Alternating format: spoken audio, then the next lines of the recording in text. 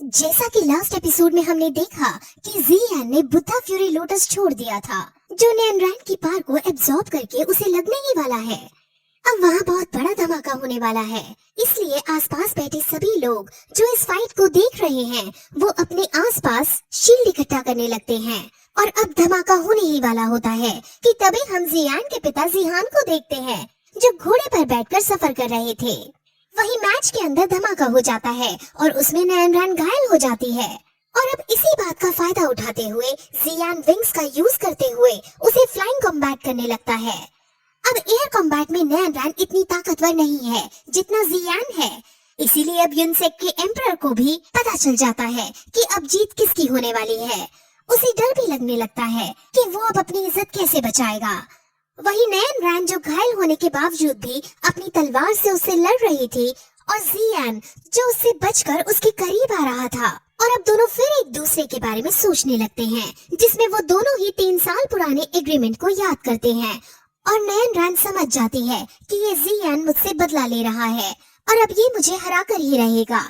उसे अपने ऊपर पछतावा भी होता है और गिल्टी महसूस करने लगती है। लेकिन फिर जियान भी सोचता है कि इसमें तुम्हारी कोई मिस्टेक नहीं है, ये तुम्हारी एक गलत चॉइस थी जिसकी वजह से हम दोनों को इन 3 सालों में इतना कुछ सहना पड़ा। ये मेरा बदला नहीं है, बल्कि मेरे 3 साल की तपस्या का फल है जो मुझे आज मिलने वाला है। अब नैनरैन ये भी सोचती है कि अगर अब मैं हार गई तो मुझे इसका दास यानी गुलाम बनना पड़ेगा। लेकिन जियान कहता है कि मुझे इसमें कोई इंटरेस्ट नहीं है। इस 3 ईयर एग्रीमेंट के खत्म होने के बाद तुम यहाँ यंग मास्टर के रूप में रह सकती हो और मैं वापस एक मॉन्क बनकर जीवन जीऊंगा। अब इस एग्रीमेंट को खत्म करने के लिए जियान नीचे आ जाता है और नैनरैन भी घायल होते हुए नीचे उतर जाती है और अब अपनी हार एडमिट कर लेती है और कहती है कि मैं जी फैमिली के अंदर जाकर तुमसे शादी करने को तैयार हूँ, लेकिन उसके बाद मैं डाइवोर्स ले लूंगी।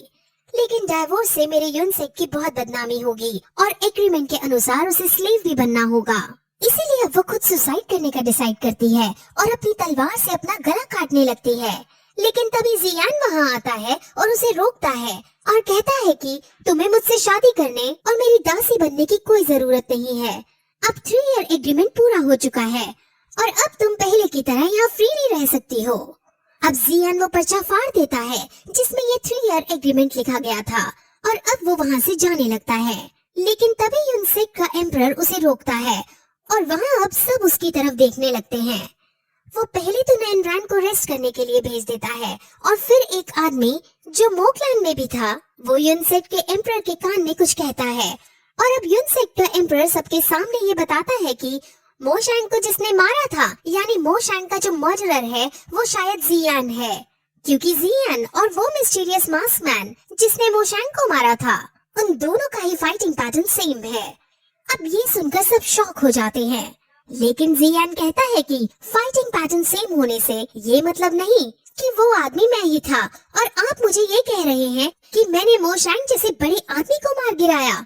शायद ये मेरी तारीफ ही है।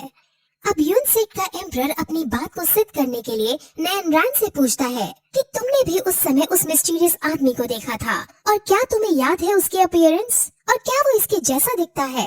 जिस पर नैनरैन कहती है कि उन बातों को काफी समय हो गया है, जिस वजह से मैं कुछ नहीं जानती। अब यूनसेक का एम्परर अल्केमिस्ट गाइड एसोसिएशन से ये सवाल करता है कि क्या आप सभी ने इसको व्हाइट फ्लेम्स का यूज करते हुए देखा है, क्योंकि मोशांग के मरते वक्त भी व्हाइट फ्लेम्स प्रोड्यूस हुई थी। जिस पर अब अल्केमिस्ट एसोसिएशन वाले भी जियान का साथ देते हैं और कहते हैं कि उन्हें इस बारे में कुछ जानकारी नहीं। अब क्योंकि यूनसेक का एम्परर कुछ सिद्ध नहीं कर पा रहा था, इसलिए जियान वहाँ से जाने लगता है और यूनसेक के एम्परर के रोकने के बाद भी जब वो नहीं रुकता तो वो अपने आदमियों को उसे पकड़ने के लिए भेज देता है और उसके आदमी उसे पकड़ने जाने लगते हैं, लेकिन जियान आसानी से उन सबको मार गिराता है। अब यूनसेक के एम्परर को गुस्सा आ जाता है और वो सबसे 3 ताकतवर योद्धा को उनसे लड़ने को भेजता है। उनकी एयर कॉम्बैट चलती है, जिसमें पहले तो जियान वहाँ से भागने में कामयाब सा हो रहा होता है, लेकिन तभी वो तीनों आसपास शील्ड प्रोड्यूस करके उसे एक प्रिजन में फंसा देते हैं। जियान बहुत कोशिश करता है कि वो वहाँ से निकल पाए, लेकिन उसकी हर कोशिश बेकार हो जाती है और अब वो दुखी होकर वहीं खड़ा हो जाता है। उसके चाहने वाले यहाँ तक कि नैनरैन भी दुखी हो रही होती हैं। लेकिन तभी वहाँ आसपास बर्फ जमने लगती है और वो तीनों योद्धा बर्फ में पूरी तरह जम जाते हैं और आइस एम्परर उसको बचाने के लिए उसके पास आ जाता है। और यही इस पॉइंट पर ये एपिसोड यही खत्म हो जाता है।